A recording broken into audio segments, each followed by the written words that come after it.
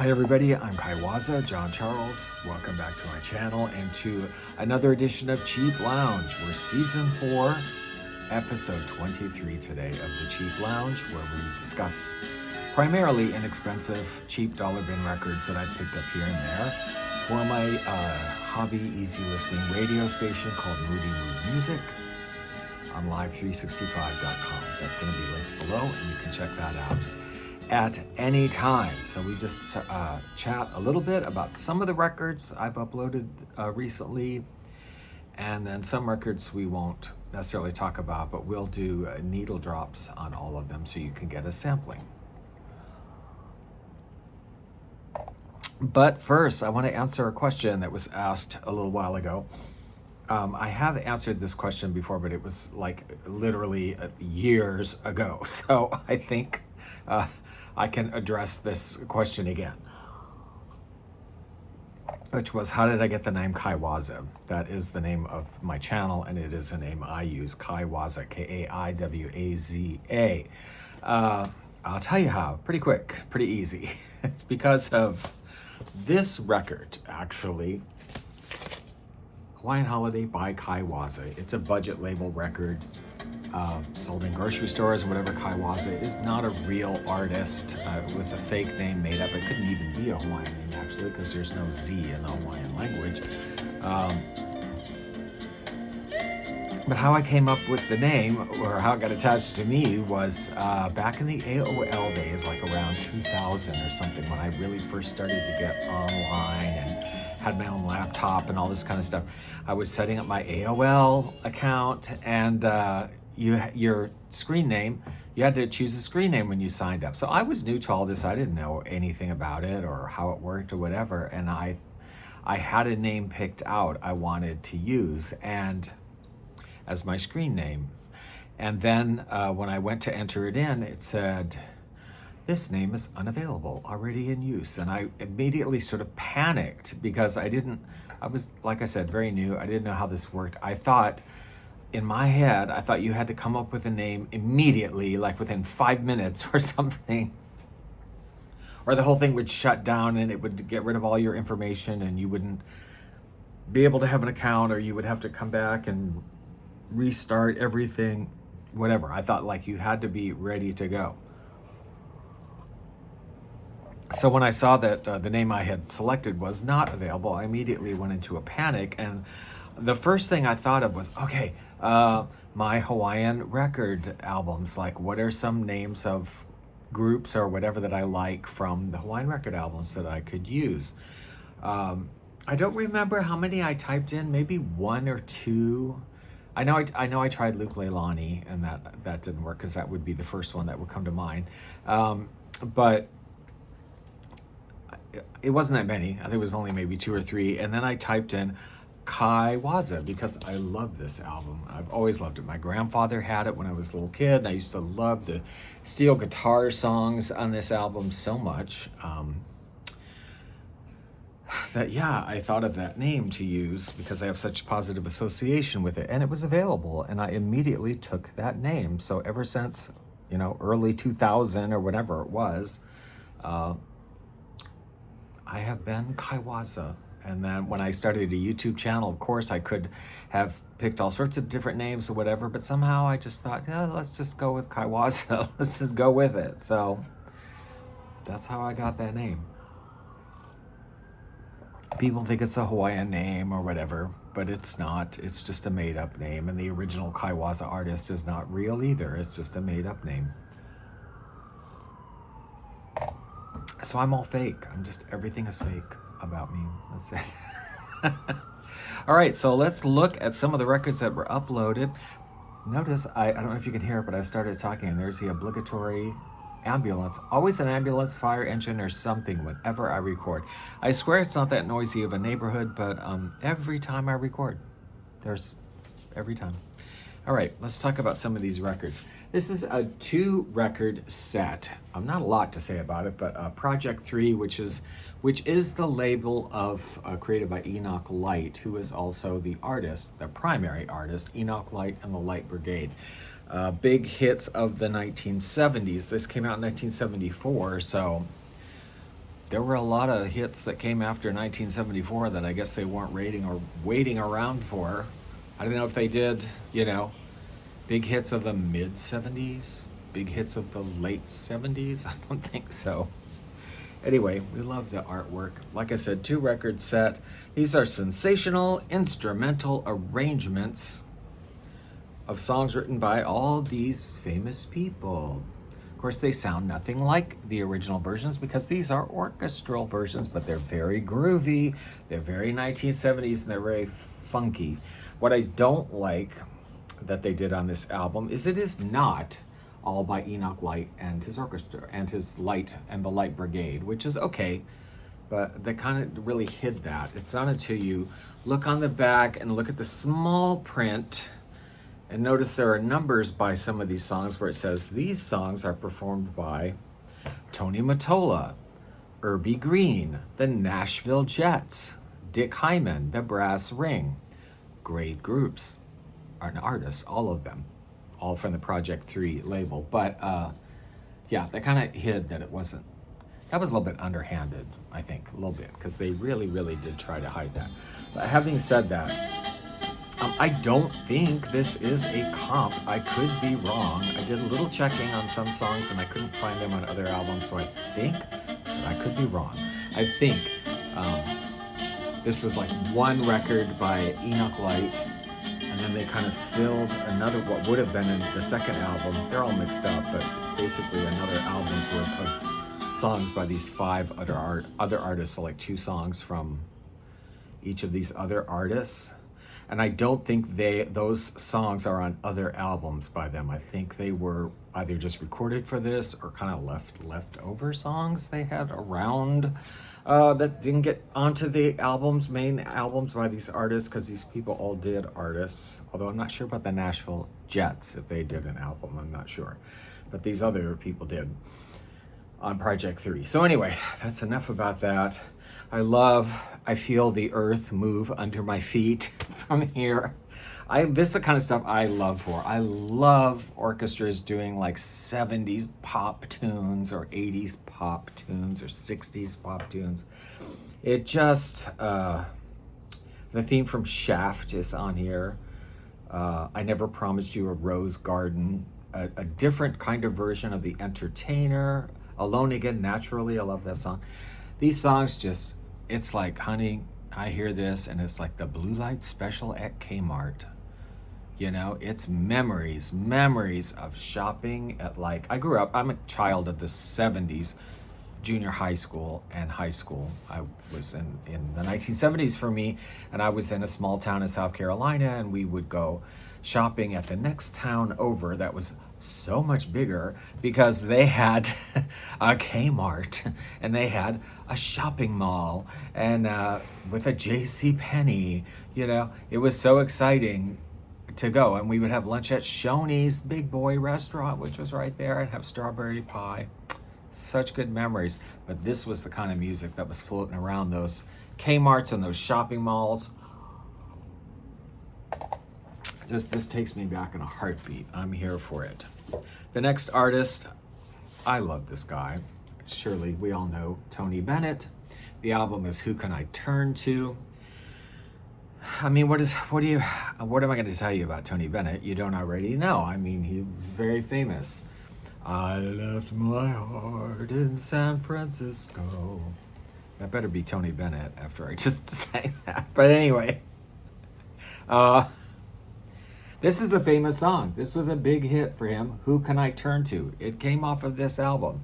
From the movie, from the Broadway play, musical, The Roar of the Grease Paint. Was that all that popular? I don't really know. Anyway, what I love about this album, outside of Tony Bennett's wonderful voice, you all, if you have not, it's possible somebody younger is watching. I know my audience is a little bit older primarily, but there are, younger people. There are people who are just getting into vinyl, just even discovering lounge, easy listening music. It's like all new to them. So Guys, if you're one of those people and you're looking on the dollar bins in the thrift stores and you see a Tony Bennett album, get a Tony Bennett album, because this guy's voice is like smooth gravel, if that makes any sense. I love his voice because it is kind of, it has a certain, definitely like a certain gravelly quality to it. That I find it really appealing. I really love listening to. I suppose there are some people that don't, but yeah, it's a little bit gravelly and I love it. Now, something this album mentions also of interest is that there are a lot of songs on here. There's like 3 or 4 that are well-known songs. He does a really unusual version of Autumn Leaves on here, kind of upbeat, very unusual. But there are a lot of songs I've never heard of. They're not standards, you know.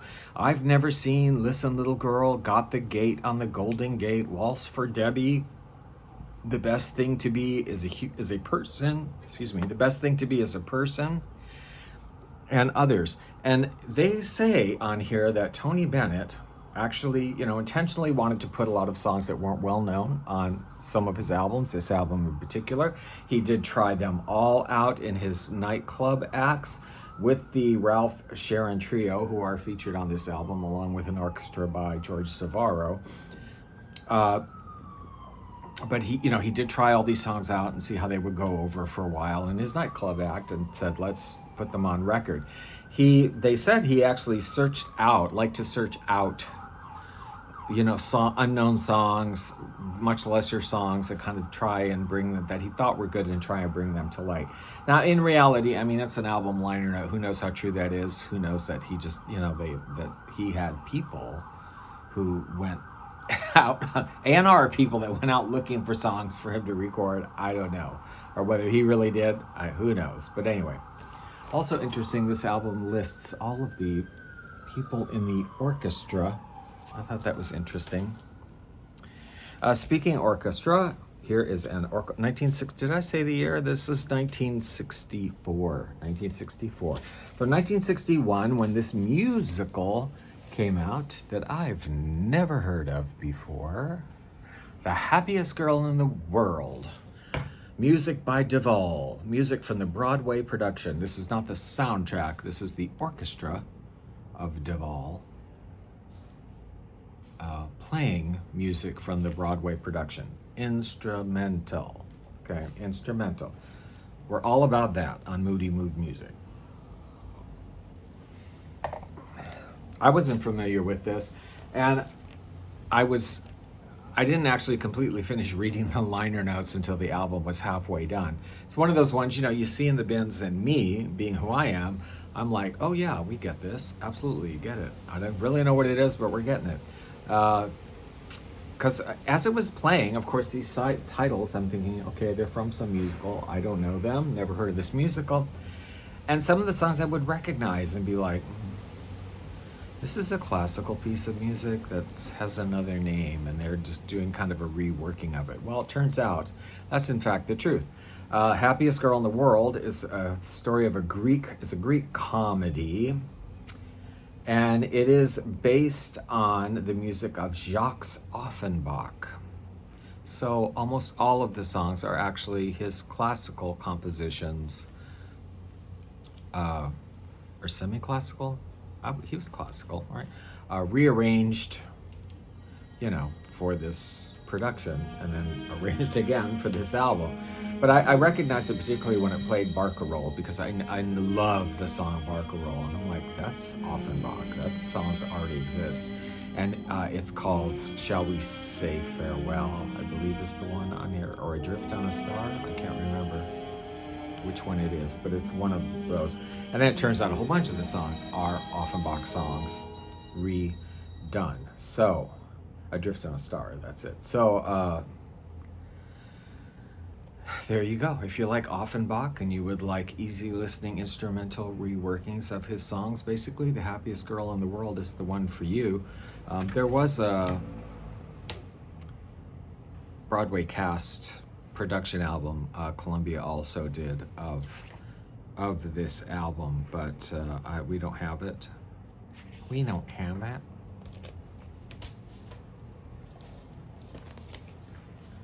Mr. Acker Bilk. We've had records from him before.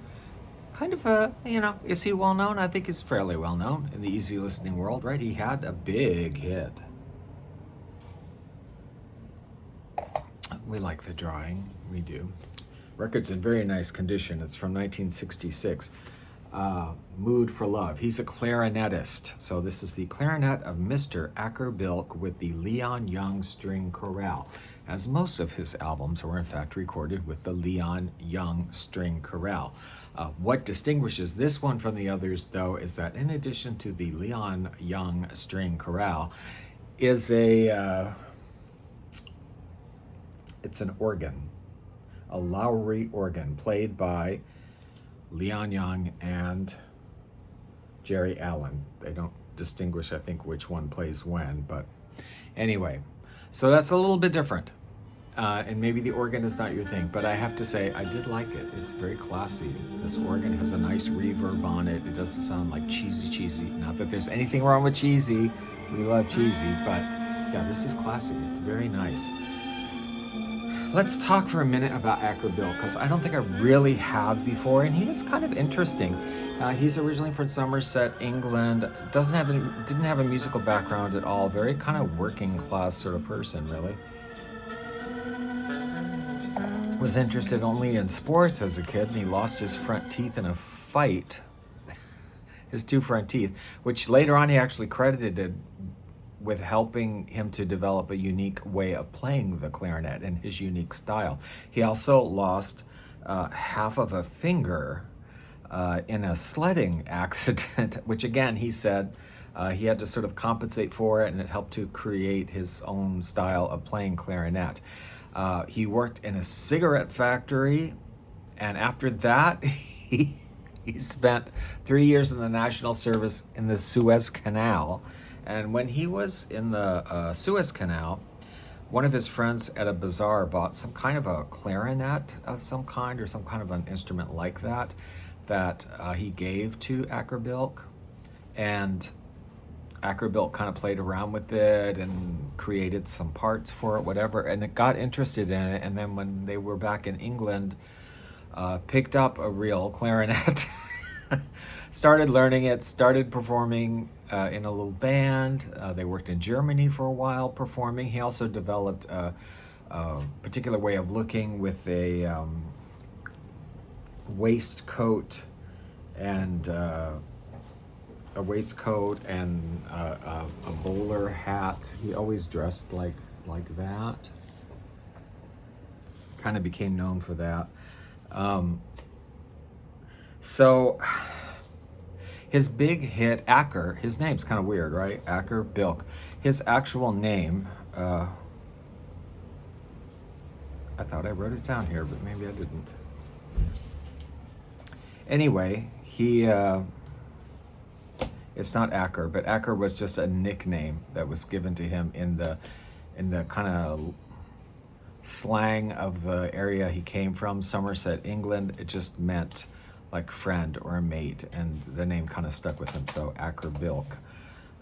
He also married his high school sweetheart and stayed married to her forever. Passed away at the age of 83 in, some time ago.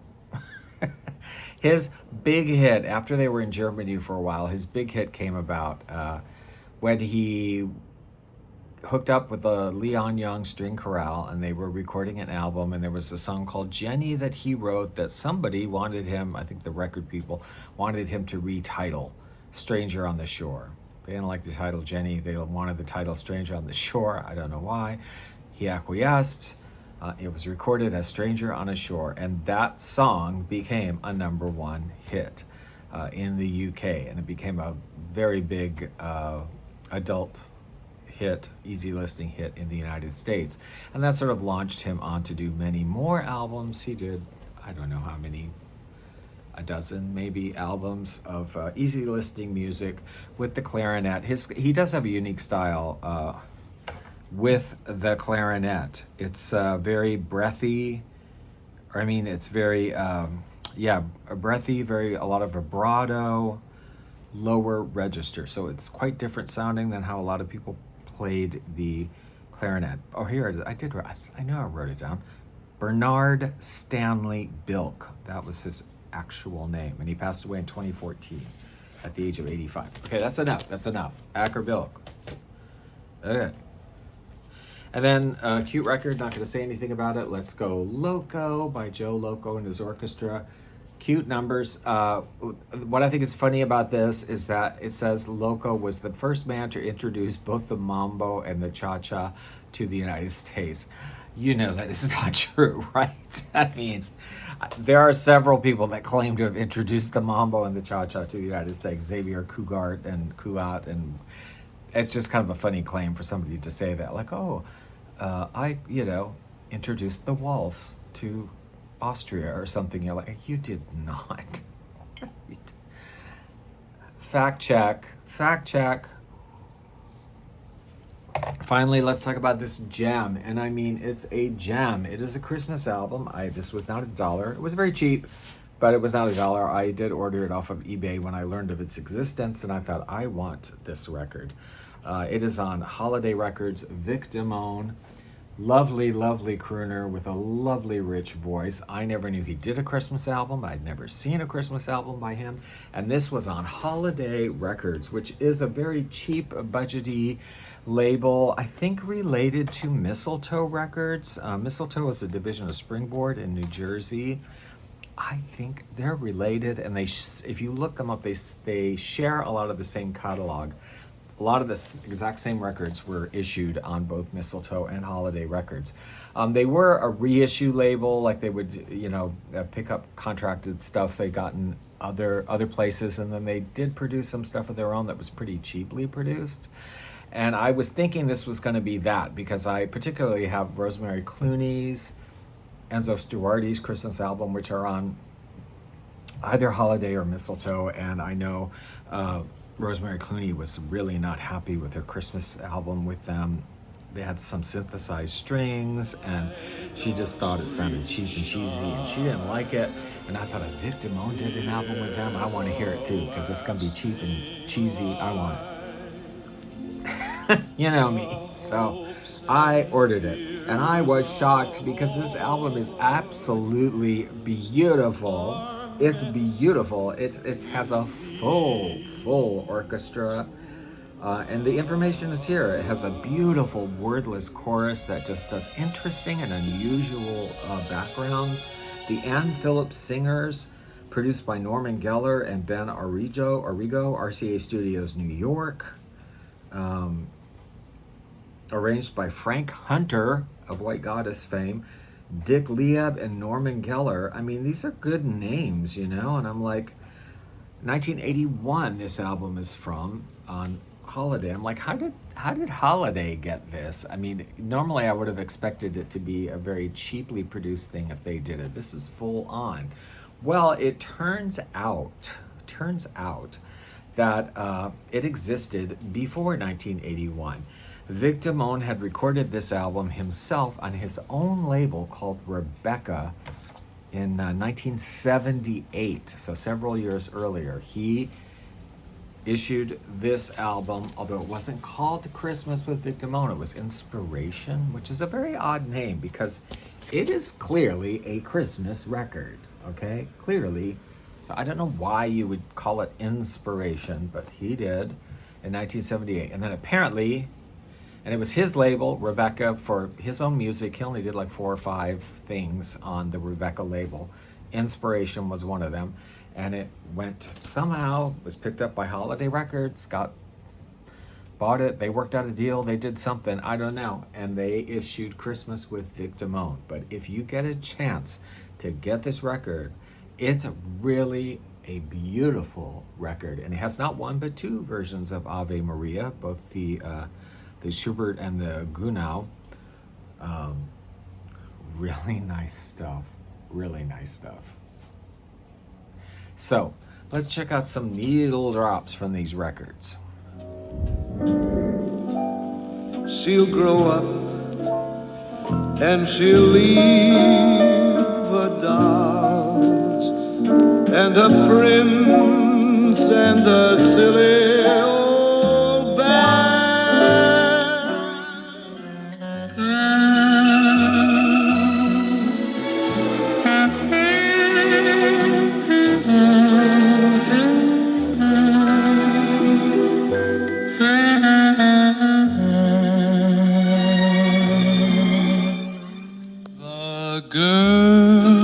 that I marry will have to be as soft and as pink as a nursery. The girl I call.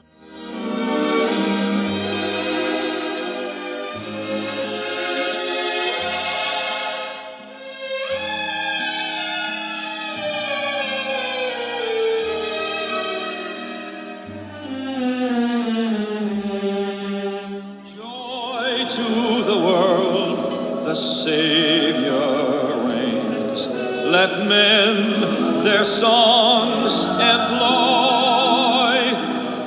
while fields and floods, rocks, hills, and plains.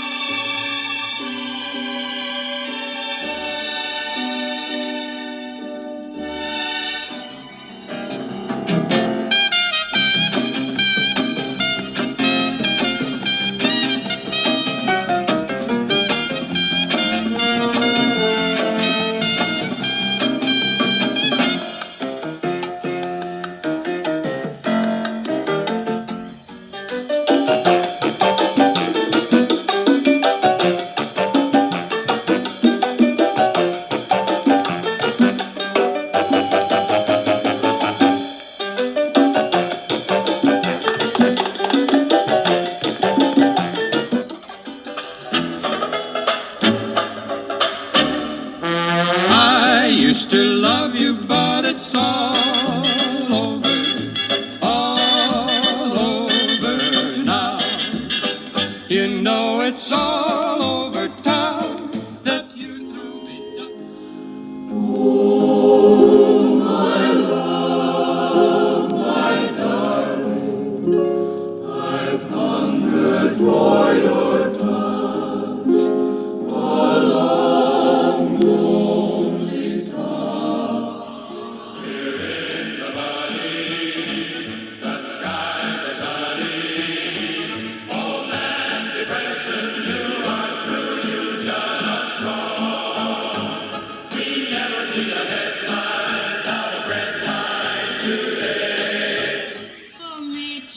Come inside, I tell you confidentially, the tears were hard to hide, and we just couldn't say goodbye. The clock was striking 12 o'clock. That's it for Season 4, Episode 23 of Cheap Lounge. I hope you liked it. Comment down below if you have any of these records or interest in these artists or comments, commentary, whatever. Let me know down below, and I appreciate your watching. Like and subscribe if you want to see more. And anything else, don't forget to check out Moody Mood Music if you want to. That'll be linked below. It's on live365.com. Something I'm thinking about doing, okay, this is just casual. I'm just casually mentioning this. I had the urge the other day and I didn't do it. I thought, oh, you know what might be fun on Moody Mood Music to do, just because I listen all the time and sometimes you just want a little something different, right? Is to do like category days or something, just for the heck of it, like all male vocal Monday. On Monday, I'm going to play all male vocalists. Maybe the whole day, maybe just a couple hours, I don't know. You know, female Friday. I don't know what day would be instrumentals, but whatever. You know, I don't want to get too specific into categories because then you have to start labeling everything, which when you have like 12,000 songs is too much. But, you know, male vocalist, female vocalist, group vocalist, instrumental day. Those would be really easy to do. And if I would do them for a whole day or just a couple hours, if I had a set schedule, if I just did it whenever I felt like it. I mean, it's a Vanity station after all, you know. I don't know. You have any thoughts about that? Do you care? I mean, if you don't listen to the station, what difference does it make? But if you do, would it be something that would turn you off if you just happened to tune on and there was nothing but female vocalists playing for a couple of hours? Would you be like, oh, no, what's up with that? Like, no. Just curious. Anyway, Have a good day. We'll talk to you later.